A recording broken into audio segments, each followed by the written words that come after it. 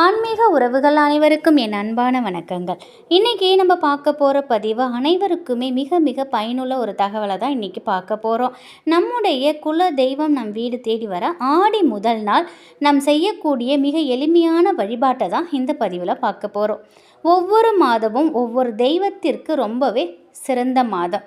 ஒவ்வொரு மாதத்திலும் கண்டிப்பான முறையில் ஏதாவது ஒரு கோயிலுக்கு போயிட்டு நம்ம விசேஷ வழிபாடுகள் எல்லாத்துலேயுமே நம்ம கலந்துக்கணும்.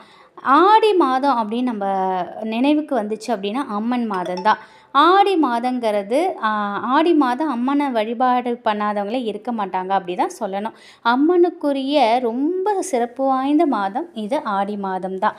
இந்த ஆடி மாதத்தில் நம்ம குல தெய்வத்தை நினைச்சு இது போல் எளிமையான ஒரு பரிகாரத்தை செஞ்சோம் அப்படின்னா நிச்சயமாக நம்முடைய குலதெய்வத்தோட அருள் நமக்கு பரிபூரணமாக கிடைக்கும். ஆடி மாதம் அப்படின்னதும் அம்மன் ஆலயங்களில் அம்மனுக்கு பிடித்தமான அனைத்து விதமான செயலுமே செய்வாங்க. பல கோவில்களில் ஆடி மாதத்தில் கூழ்வார்க்கும் பழக்கம் கூட இருக்கும். அதே போல் பல கோவில்களில் ஆடி மாதத்தில் திருவிழாக்கள் நடைபெறும். பூக்குழி மிதிக்கிறது, கரகம், பூத்தொட்டி எடுக்கிறது, இப்படி நிறைய திருவிழாக்கள் நடக்கும்.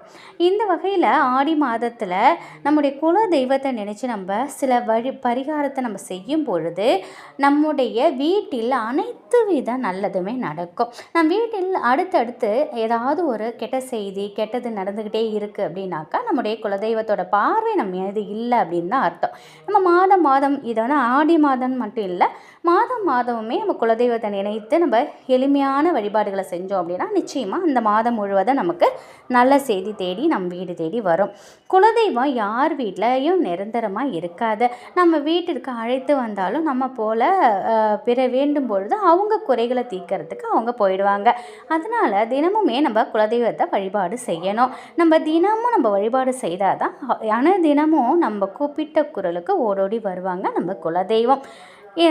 ஆடி மாதம் 1ஆம் தேதி நம்ம செய்யக்கூடிய பரிகாரத்தை இந்த பதிவில் பார்க்கலாம். வருகிற புதன்கிழமை அன்று ஆடி 1ஆம் தேதி வருதுங்க. அம்மனுக்கு மிகவும் பிடித்தமான வேப்பிலை இருக்குது பார்த்தீங்களா, அந்த ஒரு பொருள் போதும் நமக்கு. அந்த ஒரு பொருளை தான் நம்ம இந்த பரிகாரத்துக்கு பயன்படுத்த போகிறோம். ஆடி மாதம் 1ஆம் தேதி ஜூலை 17ஆம் தேதி வருது, அதாவது புதன்கிழமை வருது. அன்னைக்கு காலையில் பிரம்ம முகூர்த்தத்தில் வேப்பிலையை எடுத்துகிட்டு வந்து உங்கள் வீட்டு நிலைவாசலில் ஏதாவது ஒரு இடத்துல வைங்க. வேறு எதுவுமே நீங்கள் செய்ய வேணாங்க. இப்படி நீங்கள் செஞ்சுட்டு வீட்டில் விளக்கேற்றி வழிபாடு செய்யுங்க. உங்கள் குல தெய்வத்தை நினைச்சு நீங்கள் வந்து ஒரு 11 ரூபா எடுத்து ஒரு மஞ்சள் துணியில் எடுத்து வைங்க. அந்த மாதிரி நீங்கள் வைக்கிற அந்த காசை எடுத்து போட்டு நீங்கள் குலதெய்வ கோயில் போகிறப்ப அவங்களுக்கு ஏதாவது ஒரு பொருள் வாங்குங்க. அப்படி இல்லைனாலும் நீங்கள் வந்து உண்டியலில் போட்டுடலாம். இதை வந்து நம்ம செய்யறதுனால இந்த மாதிரி நம்ம செய்யும்பொழுது குலதெய்வம் நம் வீட்டிற்கு வருவதோடு இல்லாமல் அந்த வருடம் முழுவதுமே நமக்கு அனைத்து வித நன்மைகளையுமே நமக்கு தருவாங்க.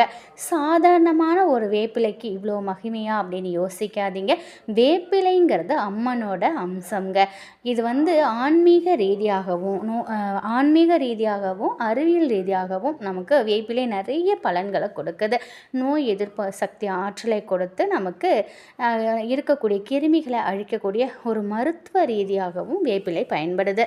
எந்தவித தயக்கமும் இல்லாமல் வேப்பிலையை நம் வீட்டில் வைத்து குலதெய்வத்தின் அருளையும் நம்ம வந்து இந்த மாதிரி செய்யும் பொழுது குலதெய்வ அருளும் கிடைக்கும். நம்ம உடல் ஆரோக்கியமும் நல்லபடியாக இருக்கும். நம்ம நலமோடும் வாழலாம். நம் வீட்டு வாசலில் இந்த வேப்பிலையை ஏதாவது ஒரு இடத்துல ஆடி முதல் நாள் நீங்கள் வைங்க. இதுக்கு எந்த செலவும் நம்ம பண்ண போகிறதில்ல. இதுக்காக நம்ம வேறு எந்த ஒரு டைம் வேஸ்ட்டும் பண்ண போகிறதில்ல.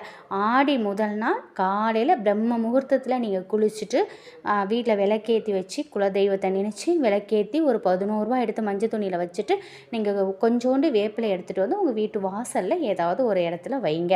நிச்சயமாக மாதம் முழுவதும் உங்கள் வீட்டில் நல்ல செய்தி தேடி வரும். குலதெய்வத்தின் அருள் இருந்தால் மட்டுமே நம் வீட்டில் அனைத்து நல்லதுகளும் நடக்கும்.